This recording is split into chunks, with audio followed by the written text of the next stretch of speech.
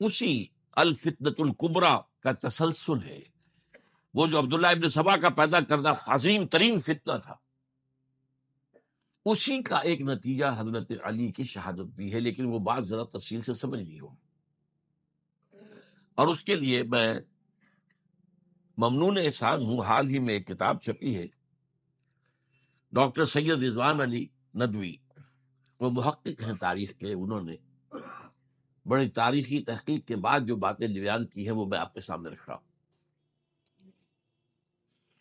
عرب میں جنوب مغرب کی کونے میں، جہاں یہ یمن بھی آباد ہے، اس کے اوپر نجران ہے، اسی علاقے میں یمامہ کا علاقہ کہلا، یہاں ایک قبیلہ آباد تھا، بنو تمیم.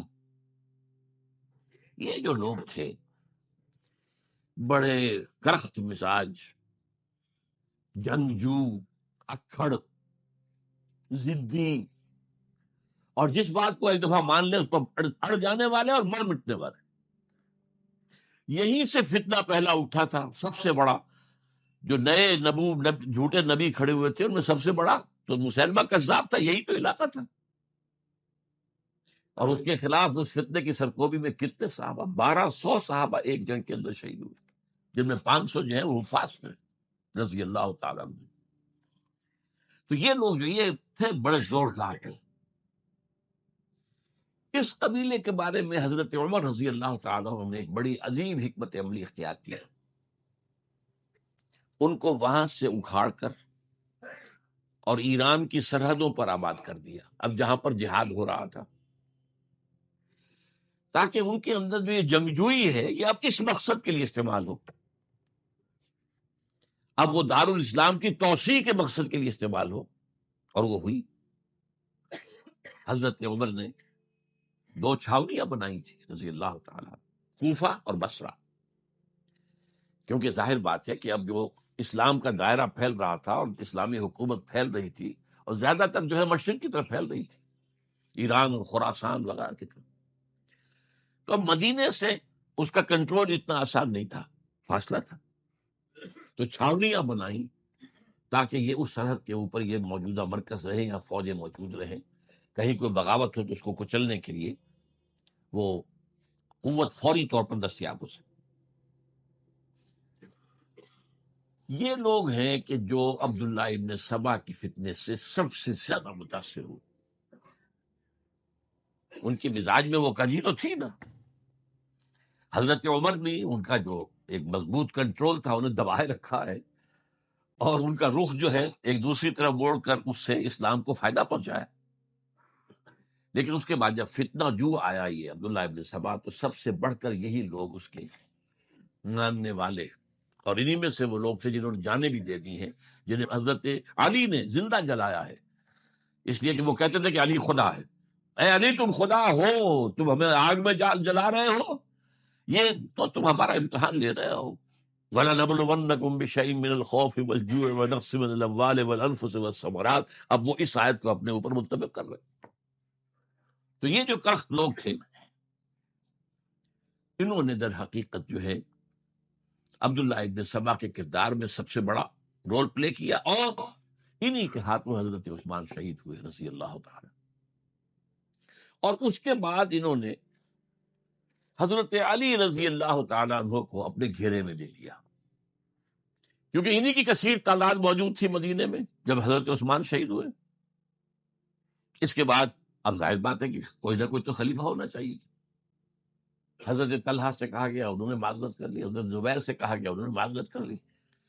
اب ظاہر بات ہے کہ حضرت علی آخر امت کو چھوڑا تو نہیں جا سکتا تھا بغیر امام کے، انہوں نے قبول کر لی. اگرچہ حضرت حسن روکتے رہے کہ ابا جان یہ ان لوگوں کی بیعت جو ہے آپ قبول نہ کیجیے. حضرت حسن تو ان میں سے ہے جو حضرت عثمان کے دروازے پر کھڑے تھے پہرے دار کی حیثیت سے، حسن اور حسین رضی اللہ تعالیٰ عنہ. انہیں تو معلوم تھا فتنہ جو کون لوگ ہیں. اس کے بعد حضرت علی رضی اللہ تعالیٰ عنہ نے اسی حکمت سے، جس حکمت کے تحت حضرت عمر نے یہ چھاونیاں آباد کی تھی، دارالخلافہ بھی مدینے سے کوفہ منتقل کر دی تاکہ پورے عالم اسلام کو کنٹرول کیا جا سکے اس مرکز کے ساتھ. اس کا نتیجہ یہ نکلا کہ اب گویا کہ حضرت علی کے گرد ان لوگوں کا گھیراؤ مکمل. کوفے میں یہی تو آباد تھے، کوفی یہی تو تھے، حضرت عمر نے انہیں لا کے یہاں آباد کیا تھا۔ جب حضرت علی نے کوفے کو اپنا دارالخلافہ قرار دیا تو گویا کہ ان کا پھر عمل دخل بہت بڑھ گیا۔ ایک طریقے سے یہ کہا جا سکتا ہے کہ انہوں نے اب حضرت علی رضی اللہ تعالیٰ عنہ کو اپنے محاصرے میں لے لیا۔ چنانچہ جنگ جمل کے موقع پر یہ ہوا ہے کہ صلح ہو گئی تھی، حضرت عائشہ رضی اللہ تعالیٰ عنہ کے جو نمائندے تھے اور ادھر سے حضرت علی، صلح ہو گئی تھی، طے ہو گیا تھا کہ ہاں قاتلین عثمان کو جو ہے اس کو سزا دی جائے گی، قصاص لیا جائے گا حضرت عثمان کی قتل کا۔ لیکن ان لوگوں نے 10,000 آدمی کھڑے ہو گئے کوفے کے اندر، ہم سب قاتل ہیں عثمان کے، لو قصاص ہم سے اگر لے سکتے ہو۔ اس کے نتیجے میں اور انہوں نے جنگ شروع کر دی، اور جب جنگ شروع ہو جائے تو پھر اس کے بعد تو کوئی نہیں دیکھ سکتا کیوں شروع ہوئی، کیسے شروع ہوئی، کس نے شروع کی۔ اب تو یا مارو یا مرو، دو ہی باتیں ہوتی۔ 10,000 مسلمان ایک رات میں شہید ہوئے جنگ جمل۔ اب اس کے بعد حضرت علی رضی اللہ تعالیٰ عنہ کی خلافت جو ہے حضرت علی معاویہ نے ماننے سے انکار کر دیا۔ جب تک قاتلین عثمان کو سزا نہیں دیتے ہم بیعت نہیں کریں گے۔ یہ نہیں کہ دعویٰ کیا ہو کہ میں خلافت کا حقدار ہوں، یہ نہیں، لیکن یہ کہ آپ کو ان کو سزا دینی چاہیے۔ اب یہ تھا وہ مخمصہ جس میں حضرت علی رضی اللہ تعالیٰ عنہ وہ فرماتے تھے تم میرا ساتھ دو تو میں ان قاتلین عثمان سے سزا جو ہے ان کو سزا دے سکتا۔ ادھر انہیں پتا تھا کہ میں سرنڈر کرتا ہوں تو مجھے علی تک تو پہنچنے کوئی نہیں دے گا، راستے میں وہاں ختم کر دیں گے رضی اللہ تعالیٰ عنہ۔ تو یہ پیچ تھا ایک جو ایسا پڑا ہے۔ اب اس میں جب حضرت معاویہ اور حضرت علی کے مابین فیصلہ کن جنگ ہوئی، جنگ صفین سے کہتے ہیں، جس میں 70,000 مسلمان ایک دوسرے کی تلواروں، تیروں، نیزوں سے قتل ہوئے۔ اس موقع پر حضرت معاویہ کی طرف سے ایک آفر آئی، قرآن مجید کو نیزے پر اٹھا کر لوگوں نے کہا کہ یہ خونریزی بند کر دو، ہم قرآن کا فیصلہ ماننے کو تیار۔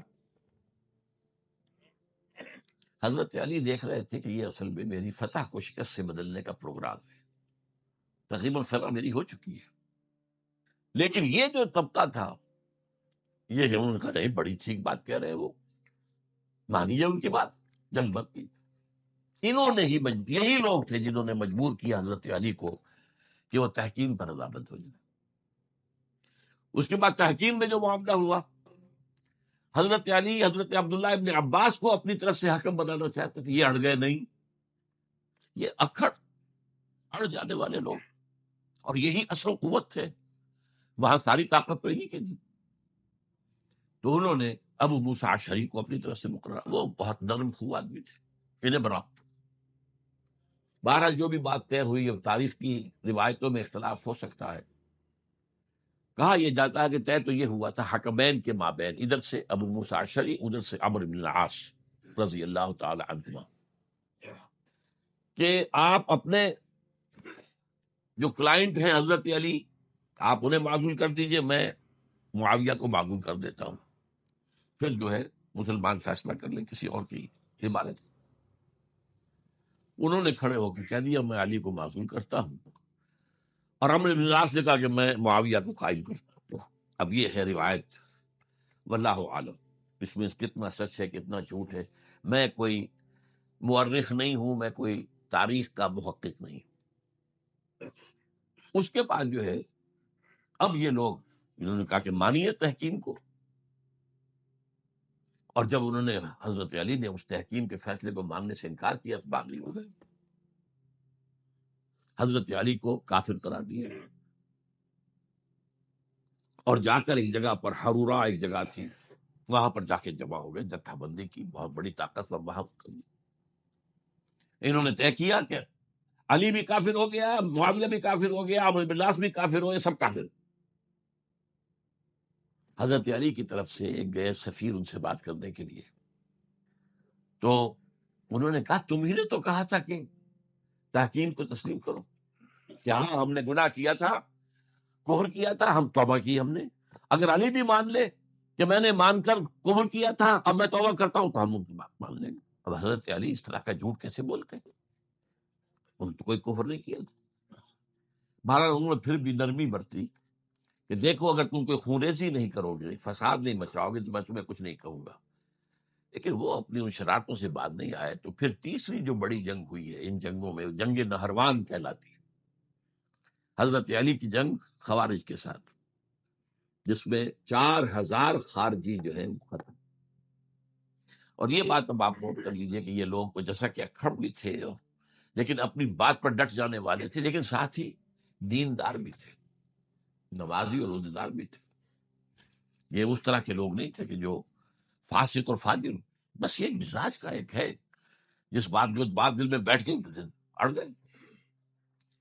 تو یہ اصل میں انہوں نے پھر فیصلہ کیا کہ اور تو ہمارے بس میں اب کچھ نہیں ہے، ان تینوں کو قتل کر دیا جائے، علی کو بھی اور معاویہ کو بھی اور عمرو بن العاص کو بھی۔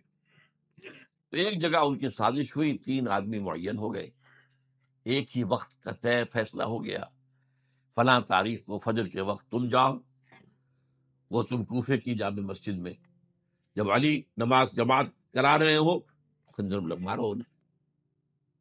اور یہ اس کا نام ابن ملجم تھا، خارجی، یہ وہی لوگ بنو تمیم کے لوگ۔ دوسرا جو تھا وہ دمشق میں حضرت معاویہ کو قتل کرنے، شہید کرنے کے لیے پہنچ گیا۔ تیسرا مصر پہنچ گیا حضرت عمرو بن العاص کو۔ اب یہ ہے بات اللہ کی طرف سے ہے، یہ تو اس کی مشیت ہے، اس کا فیصلہ ہے۔ حضرت علی پر وار کارگر ہوا، اب شہید ہو گئے۔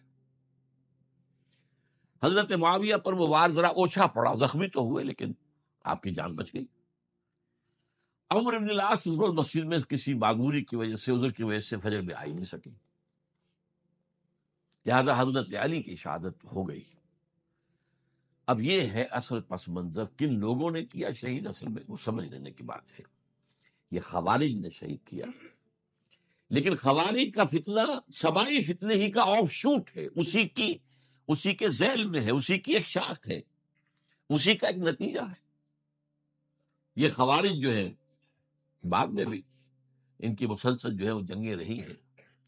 بہرحال اس صورتحال کو یہ سمجھ لیجئے کہ یہ خلفائے ثلاثہ رضی اللہ تعالی عنہ، حضرت عمر شہید، عثمان شہید، علی شہید۔